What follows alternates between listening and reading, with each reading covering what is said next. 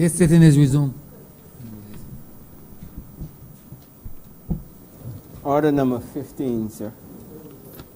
In the name of the Honorable Attorney General and Minister of Legal Affairs, move the second reading of the seventh Payment Amendment Bill 2020.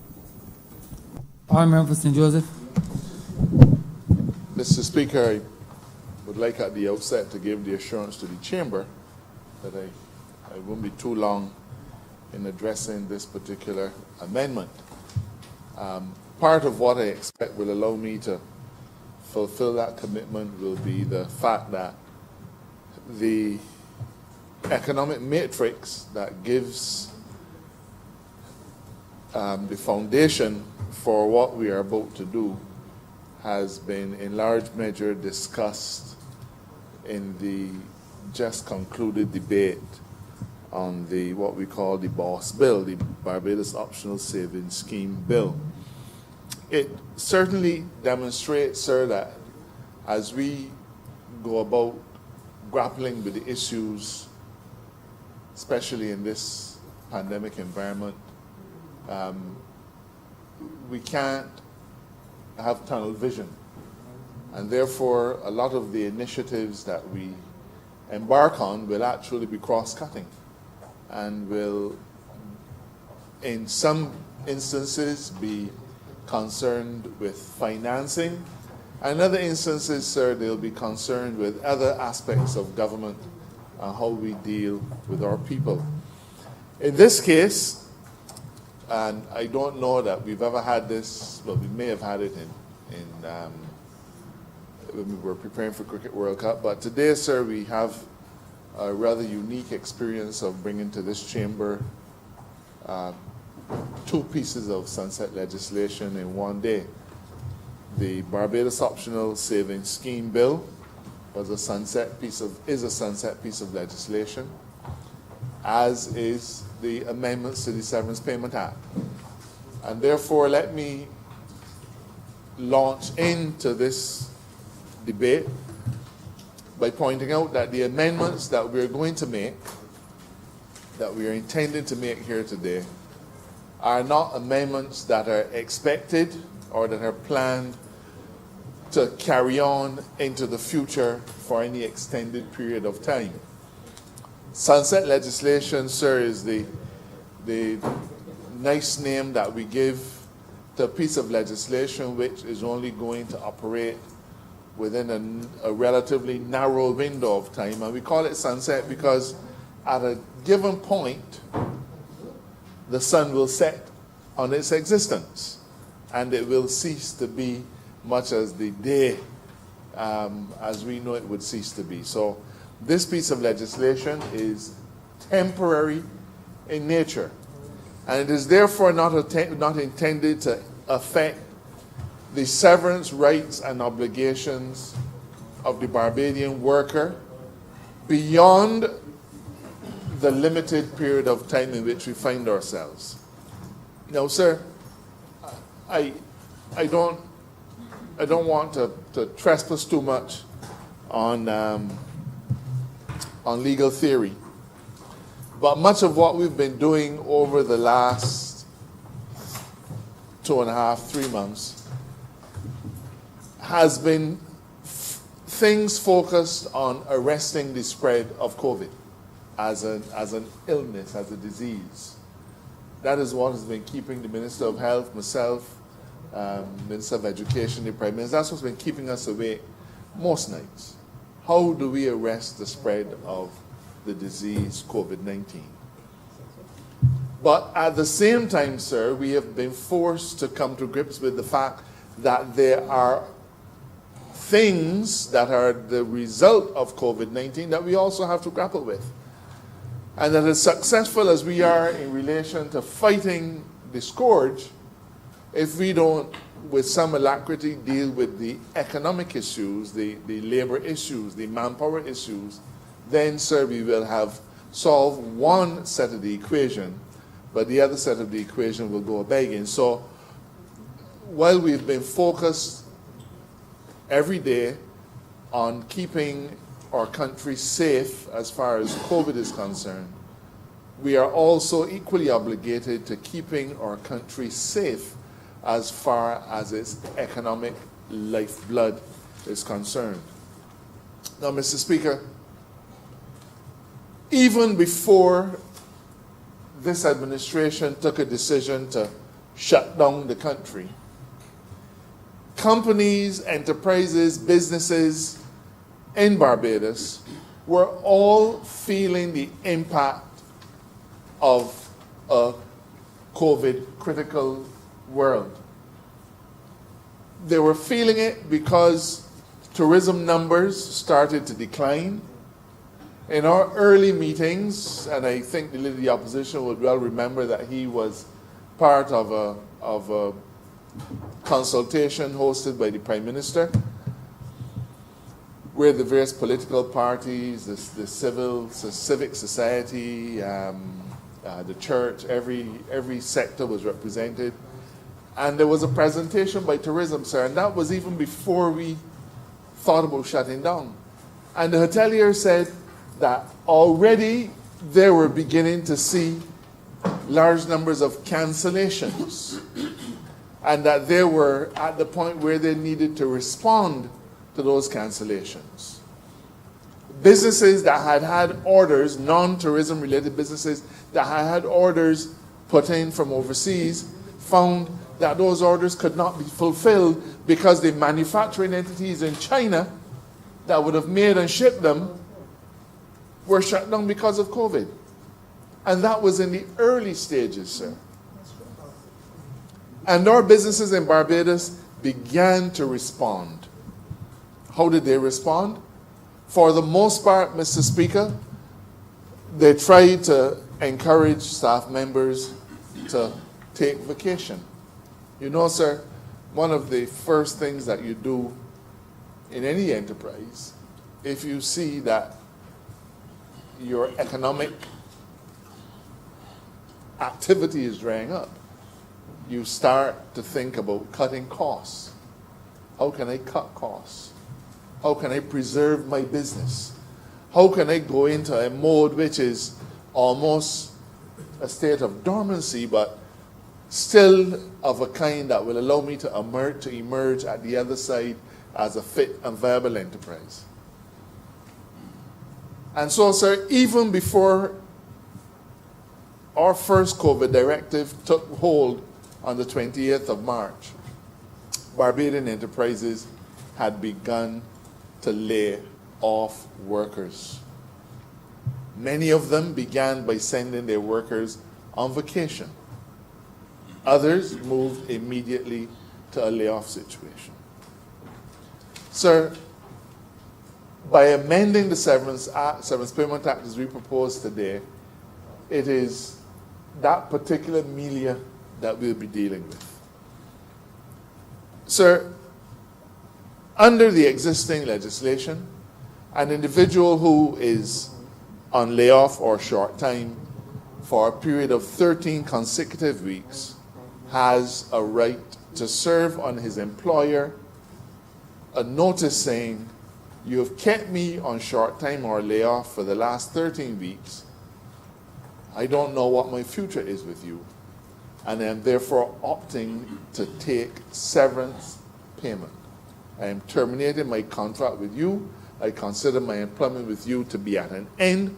I am taking severance payment. Pay me what you owe me under the Severance Payment Act. Now, sir, this has been happening from the time we had the Severance Payment Act. I think the current act was enacted in 1971. It is not an unusual occurrence.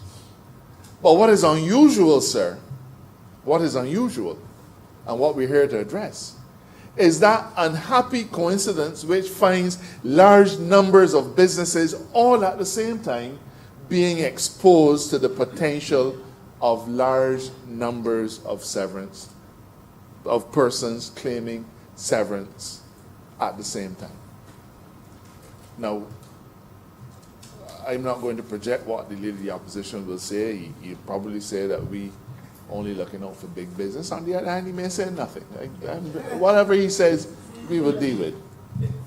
But the fact is that small businesses have laid off people, as have large enterprises. But in every instance, sir, the potential cost of a severance payment claim in an environment where economic activity is suppressed by, in some instances, as much or more than 100%, can have the potential of crippling those enterprises. So whether you are a cook shop in the middle of St. Joseph, a manufacturing concern in one of our manufacturing sectors, a hotel on the West Coast, or any kind of enterprise, doesn't matter. Severance payment claims can present a tremendous difficulty for a business in a situation where there is no economic activity, sir. And, you know, I don't know that we are, at this point in time, articulating what economic activity is happening on a business by business basis. And perhaps that is a discussion that needs to happen. The Ministry of Finance has calculated that we will lose in revenue for the current year as much as $500 million. I think that's the correct figure. As much as $500 million. But that is government's revenue. What about the revenue, sir, of our manufacturers who have lost customers? What about the revenue of our merchants or people in the distributive sector who have also lost customers? What about the revenue of the services sectors, land surveyors? I understand from talking to land surveyors that the demand for land surveying services has virtually dried up. You know why, sir? It isn't that people don't need them.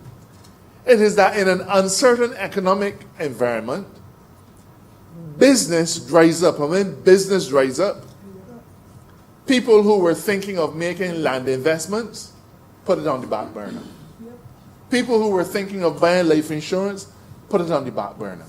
People who were thinking, sir, of borrowing a piece of money to do a renovation at a home, they put that on the back burner too.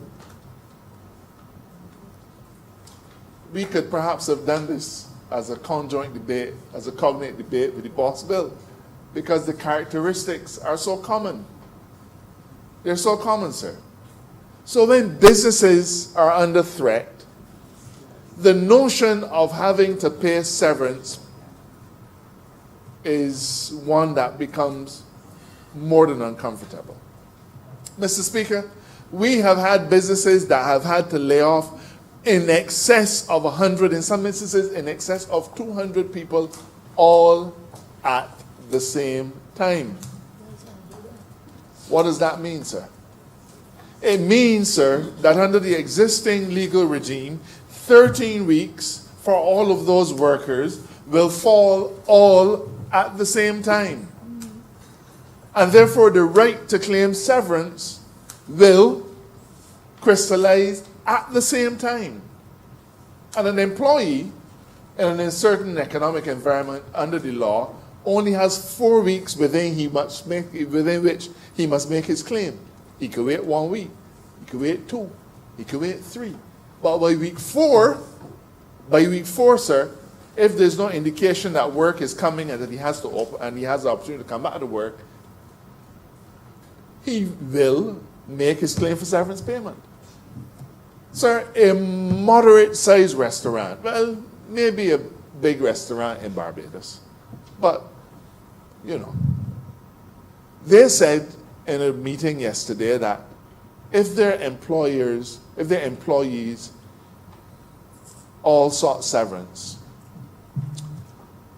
that establishment severance payment bill would be $1.3 million. 1.6, was it finished again? $1.6 million. She said even if she wanted to, she couldn't, her cash flow would not support a loan to pay out those workers. Now, sir, as an administration, we have a responsibility for safeguarding the interests of all of Barbados with a minimum of friction and a minimum of waste. And this has nothing at all to do with the oft-touted claim that the Barbados Labour Party is the party of big business, because the business that has a claim of that could face $1.6 million in severance is owned by somebody with the same skin pigment as me, somebody who is only half a generation away from poverty. Sir, if you thought about your law office and you had to work out the severance that you would have to pay your employees, I am sure, sir, that the figure would be a six-figure sum. And coming upon you at a time when business is diminished, you would have to figure out, well, how can I sustain that? There's another side to the equation, and I expect that it will be spoken about by one of the other speakers. But that has to do with what happens if the employer can't pay severance. He or she will have to send his employees to the severance payment fund. And the severance payment fund, as it always does, will pay. But the first question is, will pay when?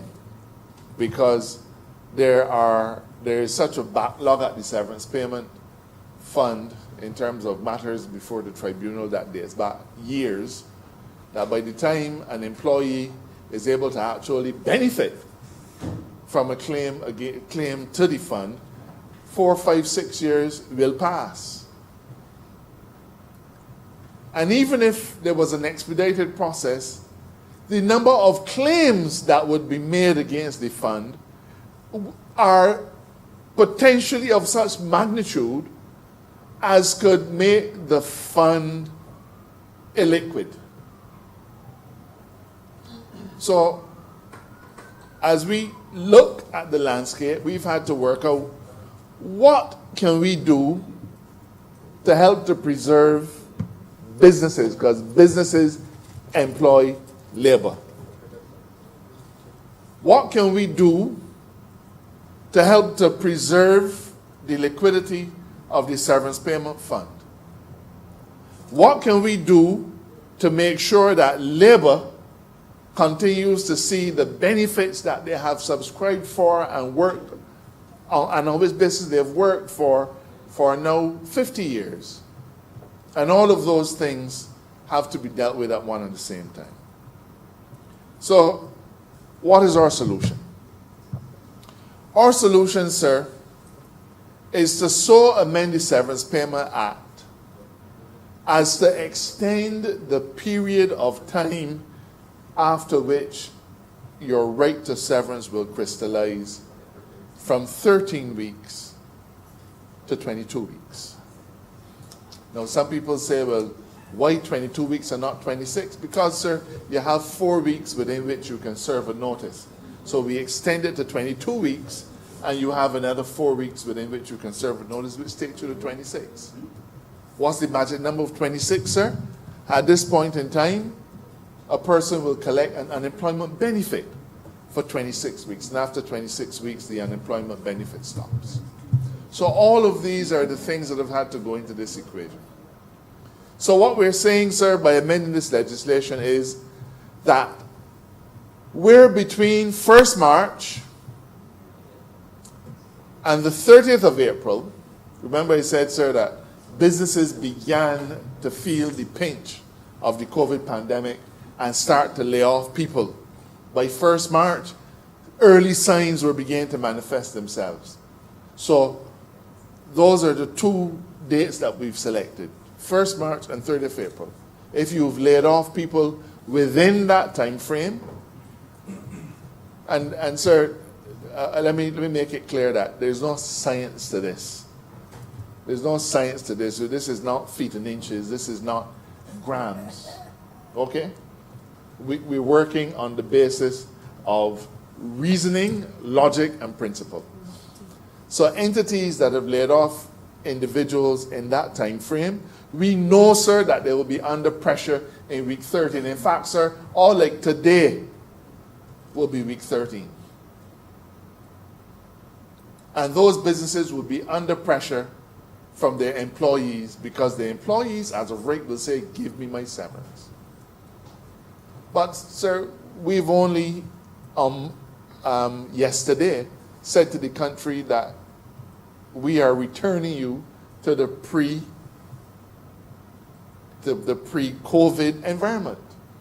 And it takes time for those businesses to ramp up, start to get back customers again. Some of them we anticipate, sir, will not get back customers again for perhaps a year and a half. Depending on which news channel you watch on mornings, they say that Main Street shopping in some places will not get back to what it was for another year and a half, in some cases 2 and 3. Tourism numbers will not get back up to where they were before. Certainly in another 6-8 months, they just can't. So by extending it to 22 weeks, sir, we're trying to give those businesses that have now reopened a 9-week breathing space. Now, sir, we can't guarantee anybody that in 9 weeks they will be up and running. We can't, sir. But a 9-week window in which we can allow you to start to build back up your portfolio of work, get your clientele established again, start to do some more business, sir. That 9-week window could well be the salvation of those businesses, whether you are a multi-million-dollar business or whether you are a small cook shop in Checker Hall. Now, sir, there is also a class of business that would have been perhaps hardest hit by COVID. And so we've also tried to provide mechanisms to help to protect that sector of the market. And I believe other speakers will go into that in greater detail. But the second major amendment that we are making is an amendment which says that if you laid off people before 1st of June, which is 2 months ago,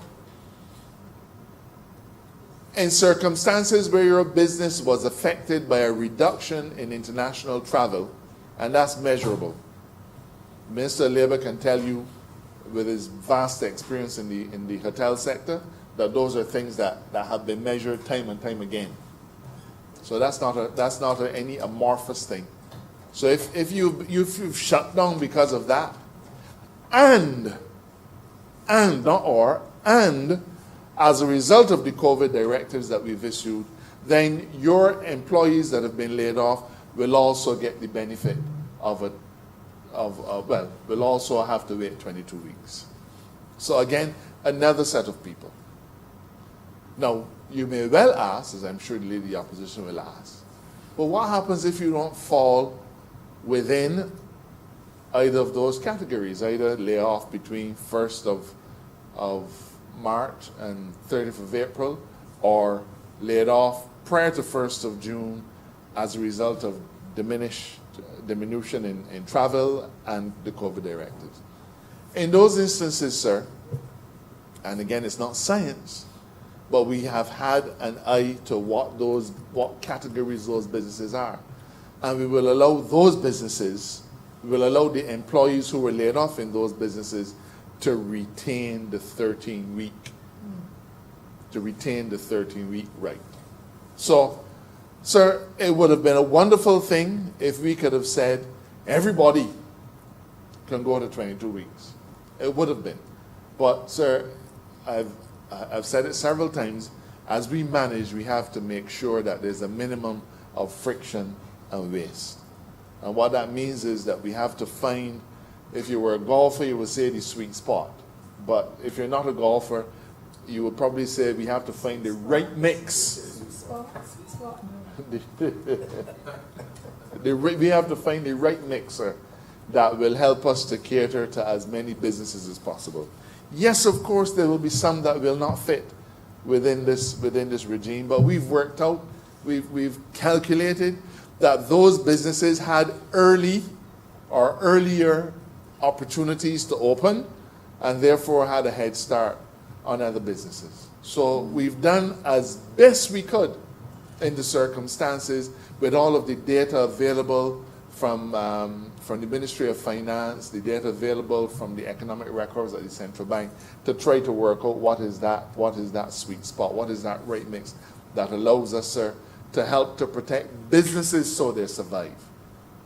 But what about labor, sir? I'm satisfied. In fact, if I weren't involved in it, I would probably say I was impressed. Because at every step of the way, a tremendous level of consultation took place with labor. This consultation involved several meetings with the Barbados Workers Union and helped with their suggestions and recommendations to craft the bill in the form in which it currently is. In fact, sir, their interventions improved it significantly beyond the early scheme that we had. And in return, Mr. Speaker, for asking employees to suffer the burden of an additional 9 weeks, we have determined that those employees who claim after 22 weeks severance pay will not have to go in the back of the line as far as applying to a severance payment tribunal. I've indicated to this chamber that right now you're looking at 5 and 6 and 7 years of delay. And what we're saying is, sir, an employee who has had to give up another 9 weeks, another 9 weeks of hope, another 9 weeks without the opportunity to claim his severance, we're saying that we're going to compensate you. We're making up for that by creating an expedited process so that you would not have to suffer the long delays that are attended with a claim before the severance payment tribunal. So as to be able to work that system out, we've provided in this bill that the minister will, by order, be able to determine what that process is. We've already begun to have discussions with labor to try to come up with a mechanism that will see all of those kinds of claims fast-tracked. So, sir, yes, they have to wait an additional 9 weeks, but what I'm saying is if they have to claim severance, we're making up to them that additional 9-week impediment by having an expedited arrangement. Mr. Speaker, individuals who are, and we've tried to make sure nobody falls between the cracks here. So even though by this sunset legislation we are denying the applicability of the current regime, we have provided in this bill that under the current regime, you have acquired rights, except for those two categories, that your rights will be preserved even though this legislation comes into place. So, sir, I could probably go on for a lot longer, but I don't think it's necessary. What we're trying to do is to throw a non-financial lifeline, sir. Very often, governments are called on to dole out money. Businesses are suffering, we want money. Businesses are suffering, we want tax incentives. Businesses are suffering, they want. We've not taken that approach in this context. What we've said is let us find a structure that will provide an economic lifeline to an enterprise while at the same time preserving the opportunity of work for an employee. And those two things, sir, are perhaps the two most important, because you can't have one without the other. If the businesses don't survive, there's no employment. And if you don't have a willing and able labor force, then the businesses can't employ anybody. Labor wanted a shorter period. The employers wanted an even longer period. We couldn't accommodate both. We sat at the table, sir, and the Leader of the Opposition should be happy to hear that the 22 weeks that we arrived at was agreed. Labour said, yes, we will accept 22 weeks. We understand the importance of helping our businesses to survive, because without those businesses, they will not be able to employ labour. So we have not imposed anything on Labour. Labour has agreed to 22 weeks, and we didn't have no one meeting. We had several meetings, and there are other things that are going to be put in place that the Minister of Tourism has been working on, things that we couldn't put into this bill, but we're trying to make sure that when we do reopen, that our labour pool will be satisfied with the circumstances in which they will be asked to work. Mr. Speaker, this bill will have its sunset on the 31st of July. So after 31st of July, these provisions will fall away as if they never were, though any rights that you acquire under it, under Section 29 of the Interpretation Act, sir, those rights will continue.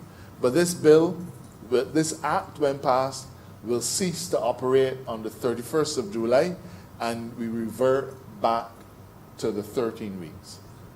It is a matter of speculation what will happen after week 22.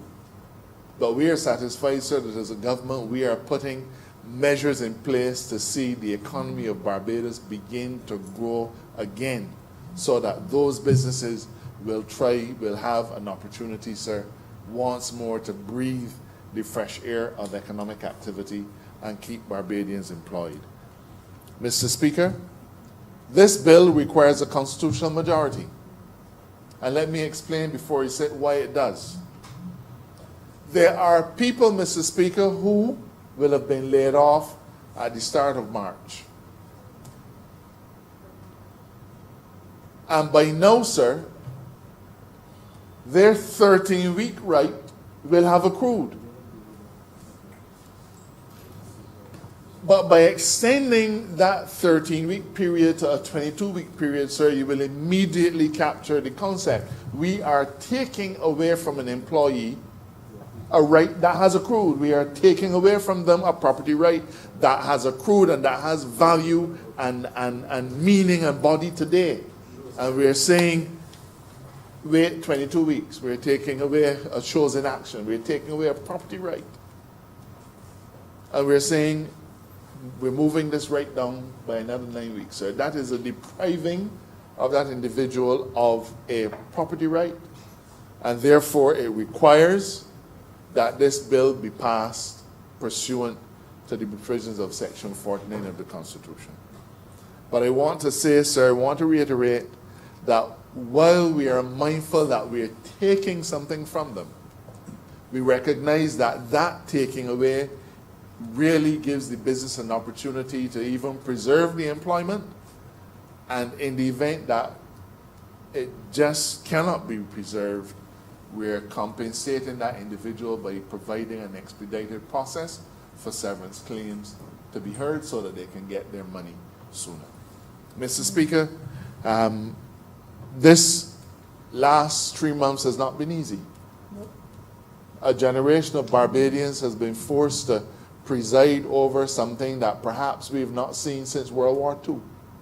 I don't know of anybody in living memory who is able to testify to having endured the hardships that were present at the time of World War II.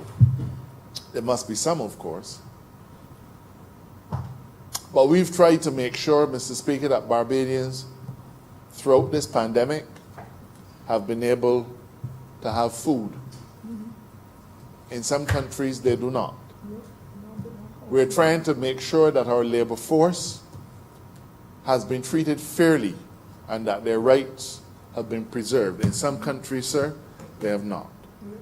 We've tried to preserve a healthcare system that continues to work for all Barbadians. In most countries, sir, they have not been able to achieve that. It hasn't been easy.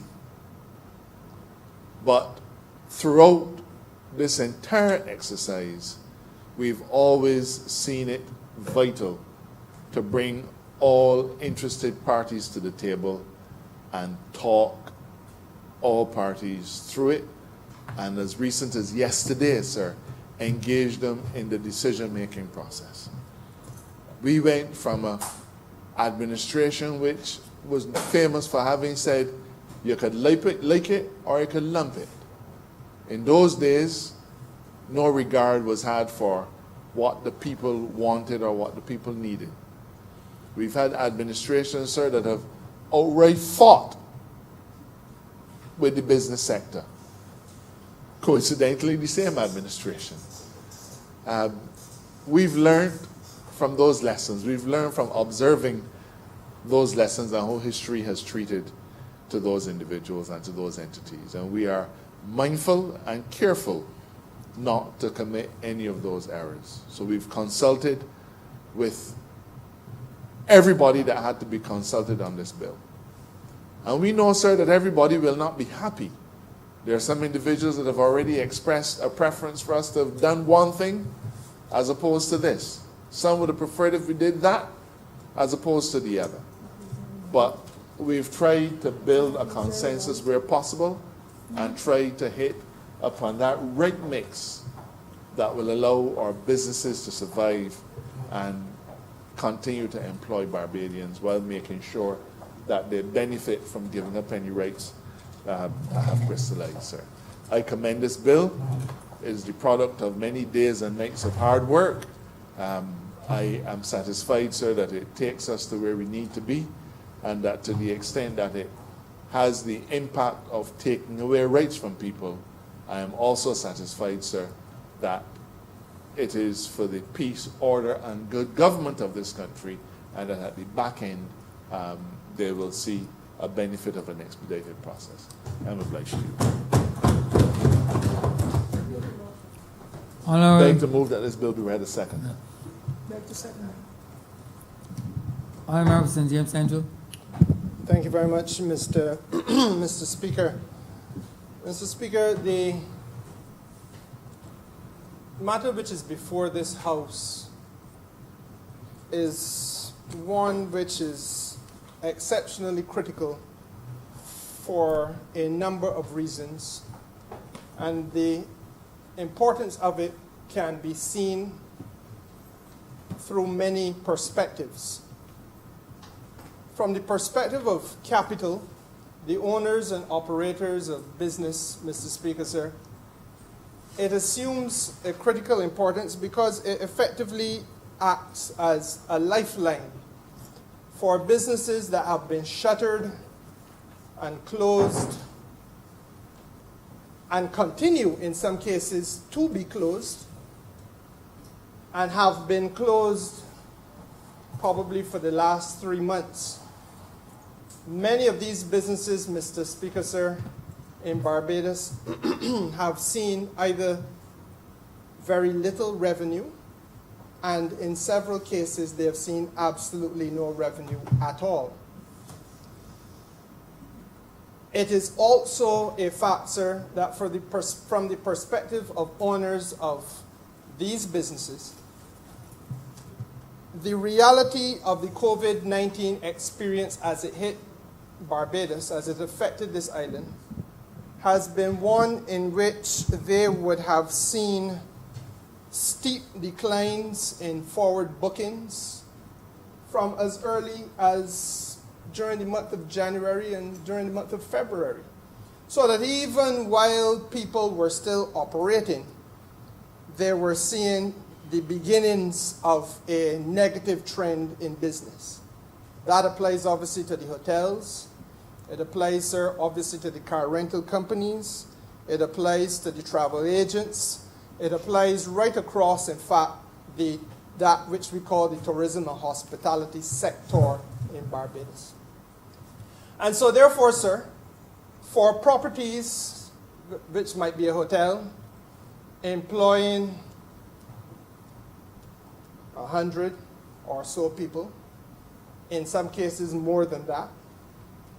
For restaurants, for the car rental businesses, Mr. Speaker, sir, there is obviously a crisis operationally because, and I just give you but one example, there are some properties in Barbados where, by virtue of the fact that they have now been shuttered and closed for almost 13 weeks, and in some cases the 13 weeks is upon them, their severance commitment or severance liability, if triggered, would place them in circumstances where they would be called upon to pay in excess of $2 or $3 million. Now, obviously, for an enterprise that has not earned any revenue for 3 going towards 4 months, that creates an impossible situation and would put them in a situation, sir, where if they cannot meet the severance payment liability, then the state would have to step in. And the learned Attorney General is quite right, and it brings me to the second perspective from which this piece of legislation must be viewed as being urgent, and that is the perspective of the Crown.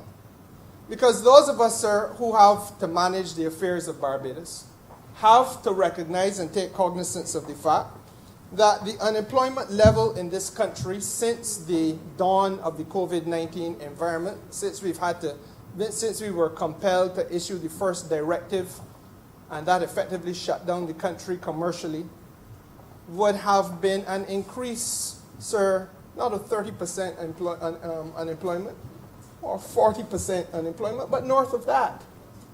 And that the reality is, Mr. Speaker, sir, that mass claims on the Severance Payment Fund of Barbados, which would, in other circumstances, if we did not take this step, mass claims on the fund would threaten to overwhelm its ability.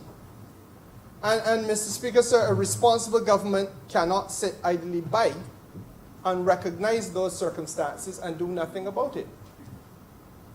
It brings me then, Mr. Speaker, sir, to the third perspective, and perhaps the most important of all the perspectives, and that, sir, is the perspective of Labour in this matter.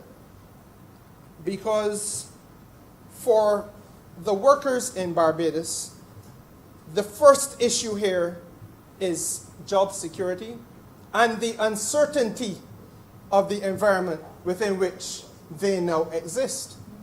As I speak to you, Mr. Speaker, sir, let us not forget that there are still several hundred businesses in this island that remain closed, where people are still at home, where there is no income in the family, where there is no certainty as to how they will feed their little children, sons and daughters, tonight or tomorrow morning, Mr. Speaker, sir.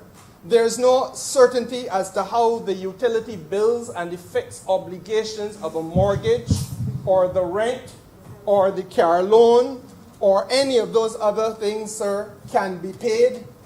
Mr. Speaker, sir, there is no certainty as to how or if they will access employment again, because in the event that we do not do that which we are now here about to attempt to do in your house, then, Mr. Speaker, sir, those businesses that previously were able to fuel the financing of the households that I'm talking about, and in my constituency, which, as you know, is part of the west coast of Barbados, and therefore intimately connected to the tourism and hospitality sector.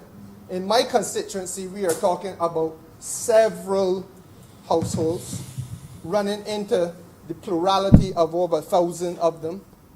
And Mr. Speaker, sir, the certainty, or rather the uncertainty of knowing what their fate is the issue for us tonight.